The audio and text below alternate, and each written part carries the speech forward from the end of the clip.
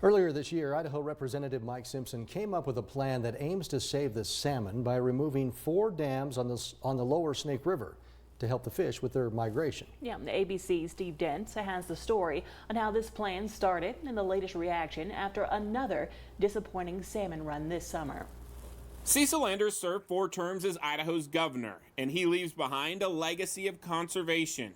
In 1995, he created the Anders Center for Public Policy at Boise State. So he was about common sense conservation and bringing people together and making it work for everybody. In the spring of 2019, different stakeholders concerned about the lack of salmon returning to Idaho came together for a conference at the Anders Center. At that conference, Mike Simpson said, I'm going to get working on this. I'm going to bring people together, and I'm going to do what I can to restore these fish and protect all the interests. Representative Mike Simpson came up with a $33.5 billion plan to breach 4 dams on the lower Snake River in Washington state by 2030. I'm hopeful that people will sit back and take a thoughtful look at this. It's a huge restoration project that would pay out irrigators, energy companies, and farmers for the loss they would incur.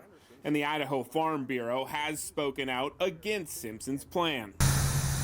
He recognizes that there's value to these dams, but he also recognizes for the identity and future of the state of Idaho, these fish are really important. And going back to the days of Cecil Anders called out, said, you know, these dams are going to impact our fish. This year, only 44 sockeye salmon returned to their spawning grounds at Redfish and Pettit Lakes.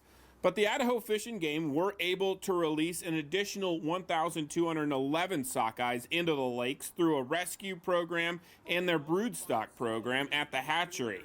The spring Chinook run ranked as the 3rd worst in the last 20 years, limiting anglers to 1 fish per day. And the Nez Perce tribe spends $20 million a year to help the salmon return to Idaho. It's trying to protect our way of life and trying to get back to where we were before, and we're not even close. Native American tribes have been Congressman Simpson's biggest allies during this process.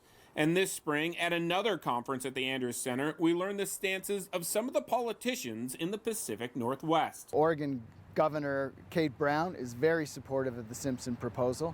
And the senior members of the delegation in Washington state are beginning to convene their own table. And I think Mike Simpson deserves a lot of credit for opening that door. I can't promise everybody that this will restore salmon. I believe it will, but I can't promise that. What I can promise you is if you don't take those dams out, these runs in Idaho will go extinct. And last week, it was announced that starting next spring, the Environmental Protection Agency will require the U.S. Army Corps of Engineers to regulate the water temperature on the lower Snake River so it doesn't get too hot for the salmon during migration.